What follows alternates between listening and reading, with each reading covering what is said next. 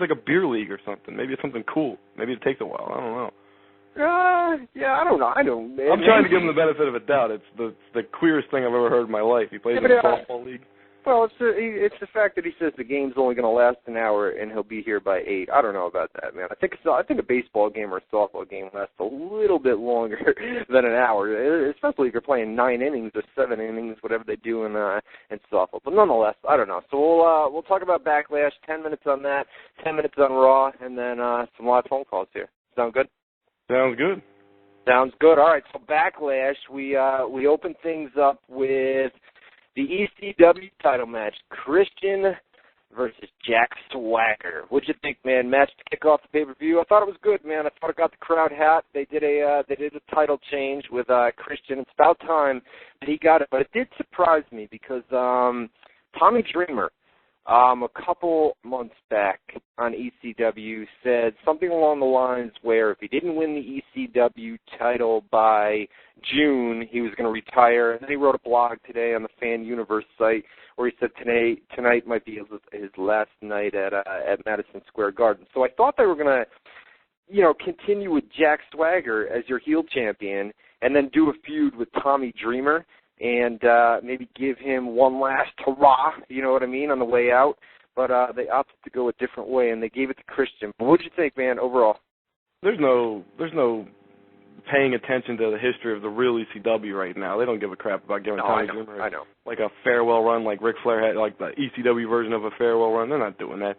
But you said Christian, you got Captain Charisma and the All-American for the ECW title to open the show. Christian, the crowd seemed to be into him. Where were they at this at Backlash? You always know the venues. Where the hell were they? I want to say Providence. But that sounds right. That sounds right. Yeah, I think it was Providence, and then last night they were in Bridgeport. Yeah, you're right. Right. So Christian, the crowd was into him in Providence there. So I mean, you could tell the dude could be a big star. You say you won a title, and that means something, but let's be honest, ECW, no disrespect, even though it sounds completely disrespectful, is the land of jobbers. Nobody gives a crap about ECW. Come on, nobody does.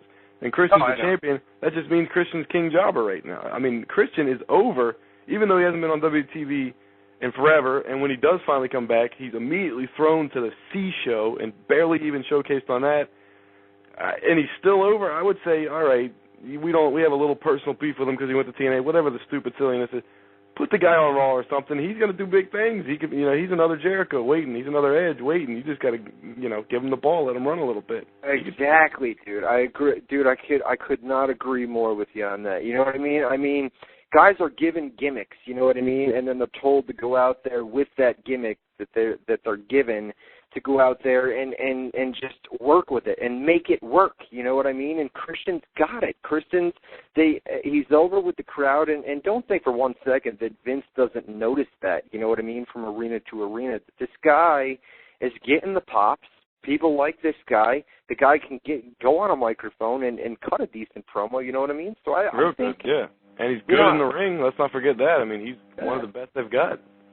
Yeah, so I mean, they got the title off Swagger. I had heard in recent months that they were starting to sour on Swagger, but I thought they were going to keep it on him because I mean, I know you said that they weren't going to do it a big Tommy Dreamer send off type deal, but they teased it. I mean, they did that story. They did. I was assuming. I don't know anything about ECW. You're talking about Jack Swagger. He looks like Dennis the Menace on steroids. Other than that, I don't know anything about anybody in ECW unless they've been on another brand and was popular there. I don't know who the hell Jack Swagger is. Yeah, but I like Christian. It was only a matter of time before the guy came in. I know he's over on ECW right now. A lot of people wanted to see him maybe get drafted to somewhere like SmackDown or a bigger brand where they treat the brand more serious. Because like you said, ECW is just a land of newbies, you know what I mean? Maybe their mindset, and I'm just completely guessing here, is like, okay, Christian's coming straight from TNA. He was one of their top guys, former world champion a few times over there. They're on mainstream TV, prime time. We don't consider him competition, but he's coming from there. We don't want it to seem like it's a big deal, like, oh, we got one of TNA's top guys, so let's put him on ECW, water him down, and then slowly let him rise back up on Raw like he's never been gone, or like, not making a big deal about his return from TNA. You know what I'm saying?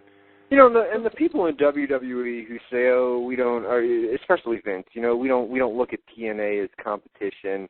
I mean, you know that's all BS. You know that is absolute BS. That's just an entire front on WWE's. And don't think they've done specific moves where, like, as far as house shows and rescheduling events in different cities just to screw TNA. They've proven they've considered them competition. They've treated them as competition. Look at Booker T's Fan Fest from WrestleMania weekend, where they went and you know, contacted half of his talent and told them to pull out and told them to come backstage at WrestleMania instead. You know what I mean? So they shit all over that one. Yeah, definitely. Oh yeah.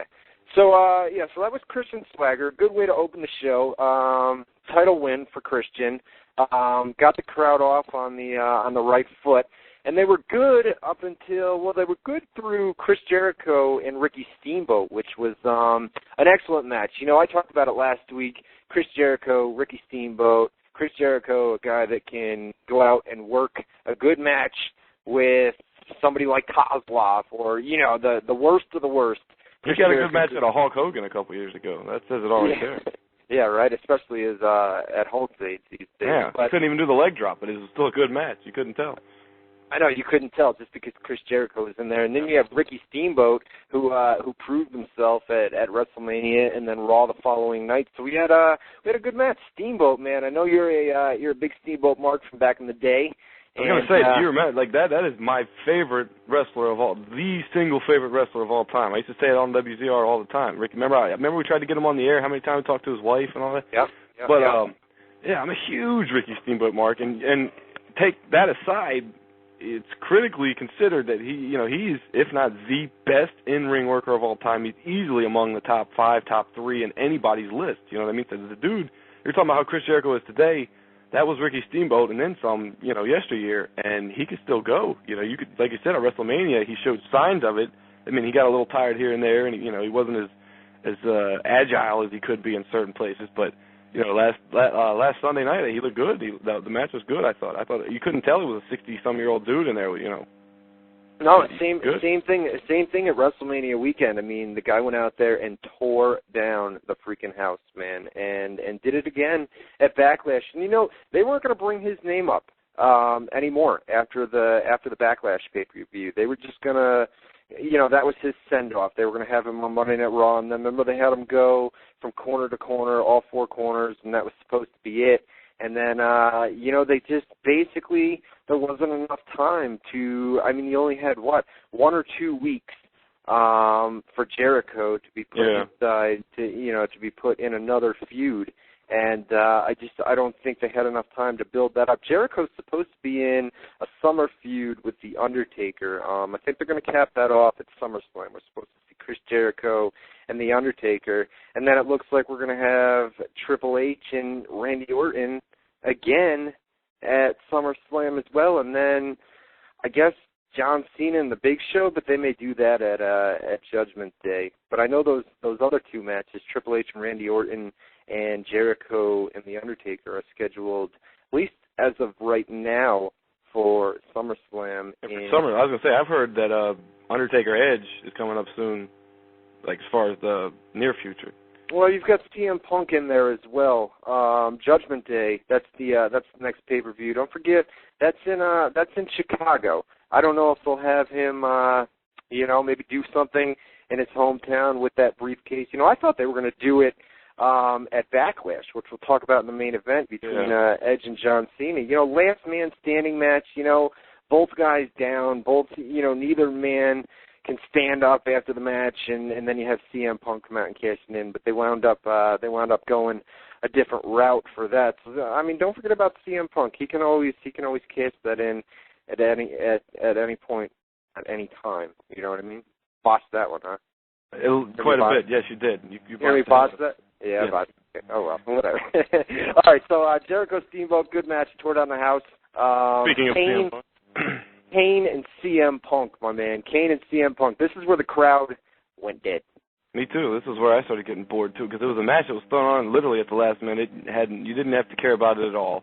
And I won't say it was a terrible match or even a bad match, but it wasn't anything thrilling that, a non-story, program going into the ring. You need at least a good match, like a great match to care about it if you have no story behind it. So it was just there. It wasn't that long, and Kane won, which made you believe, okay, they just beat CM Punk. He's got the briefcase, and they need to get the title off Cena because he's taking time off, and so they'll have Edge win it, and then swerve everybody, have CM Punk win it from Edge, or just have CM Punk win it.